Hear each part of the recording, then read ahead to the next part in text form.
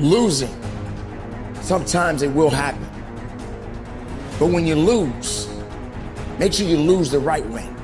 Humble yourself when you lose. Don't be angry, because we gotta lose sometimes. Sometimes you may not understand why you're losing, but you will lose. You will fail. But if you're gonna fail, fail the right way. If you're gonna lose, lose the right way. Make sure they remember you. Make sure anything that's coming after you remembers you. They know that, man, I don't want to meet that person again. I don't want to have to fight that person again. I don't want to have to encounter that person again, because of the heart and the will that you had within yourself. Don't submit. Don't give up. Fight through it. Push through it. If you're going to lose the right way. Good. So number one, listen to me. Don't write this down. It's not a principle. Listen quickly. I'll give you the first principle. Number one, this is not the principle. It's going to be a dogfight. I would love to tell you that on the road to success, everything is going to work out. It's not. It's going to be a dogfight. It's going to be a dogfight. For those of you watching my videos, on the road to success, I lost 5 aunts to cancer. It's a dogfight. In the midst of my business, I lost aunts. I had to go to funerals. We had to get on a plane. We had to drive. We had aunts that are close to my age who died, who didn't have insurance. We had to raise money. A dogfight. I had cousins shot in stores, execution style, shot back of the head twice. It's a dogfight. Like, you don't see that on YouTube. You don't see that on my TGI. It's a dogfight. Do you understand what that means? Or you're gonna just give in? And then when you lose, you're feeling sorry for yourself. You feel that you're not worthy anymore. You feel like everybody's gonna talk about you. No, it's not about the people. It's about you. It's about understanding you. All my life, I've been pushing myself. All my life, I've been digging. All my life, I've been going. All my life, I've been thriving. And yes, I've been knocked down. Yes, I've been pushed aside. Yes, I've been rejected. But I kept going. I kept pushing. I kept believing in myself. I'm not saying that you got to be like me. You and me are two different people. You and me don't necessarily connect on everything. But you got to connect to something. You got to believe in something. You got to understand that it's going to take more grit and more will when it comes to what it is that you are seeking in your life. My wife, 3 years ago, 7 legions found on her brain. It's a dogfight. It hasn't been easy. It's a dogfight. The road hadn't been success. Like, it's just a paved road, and like E.T. go this way. It's been rough. It's been crooked. It's been hard. But I've made up in my mind that I will get a reward for the pain that I go through. I will not stop in the middle of the process. I will not be defeated. I will not be destroyed. I will take everything that happens in my life, and I will allow the pain to push me to greatness. You will not break me. You will not stop me.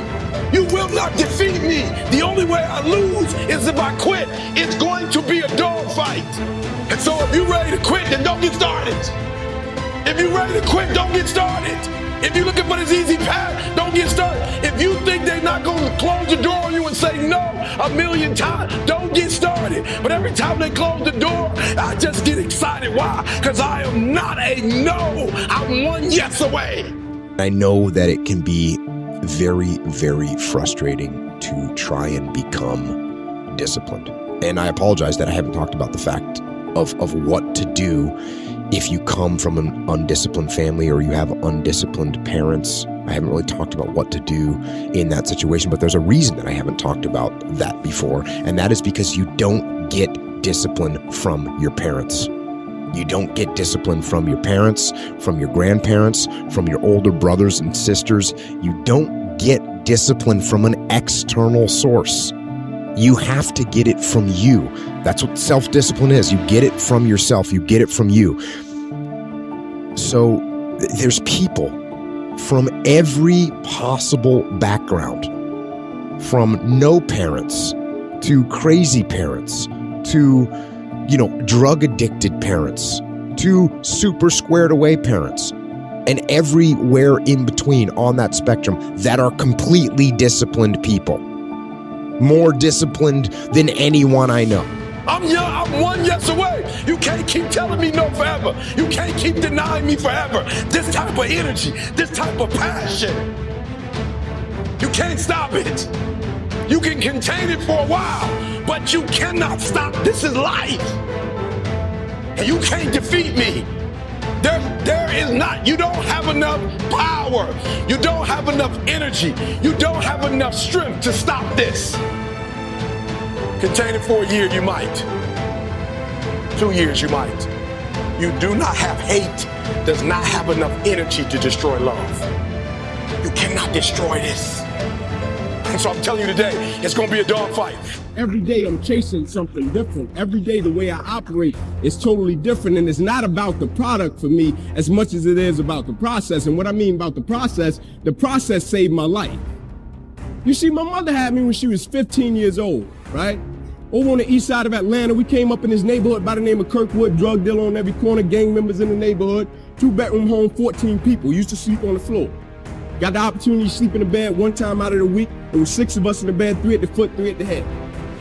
And I came up with this dream pretty quick. I said, man, I want to go to the NFL because I had 8 uncles in that house, all 8 of which are still going in and out of prison. And so pretty quick, I said, man, I want to go to the NFL. So I went to my big cousin tomorrow one night. I said, man, listen, I want to go to the NFL. So we got to work for this thing. So the thing we're going to do every night, we're going to be patient, we're going to engage in consistent action. Every night, we're going to race light pole to light pole, no shoes. So every night we would get out in the street, race light pole to light pole. One night, a coach came down the street. He signed me and my cousins up for organized sports, right? First time being in organized sports. We get in organized sports. The thing was, after practice, everybody would leave to go home. And I always had to sit on the bench and wait on my mother because she worked that week. It doesn't come from your parents. You don't inherit it. And there's another piece here. It's called ownership, right? It's called ownership. And if you want to blame other people for the problem, and I say this all the time, if you don't take ownership of the problem's not going to get solved. So if you blame your parents for not having raised you in a disciplined environment, you're not going to solve that problem. You're looking at your parents saying, if you would have done a better job being more disciplined for me, I would be more disciplined now. So that means you can't do anything. The fact of the matter is it's wrong. You actually can do something. And it doesn't matter how your parents raised you and brought you up. You can have the discipline you need to decide to do it. So as long as you're blaming other people, I mean, if you blame me for not discussing it, you blame me for having zero idea what that experience is like, you blame your parents for not raising you this way, as long as you're blaming other people, as long as you're counting on other people to give you discipline, as long as you do that, you will not have it. And so when my mother would show up in the park, it would be about 10 o'clock, 10:30 at night. So I'm sitting there, and when my mother would pull up, she drove an old Buick Regal, hubcaps off the car, seats torn up, the car was all beat up.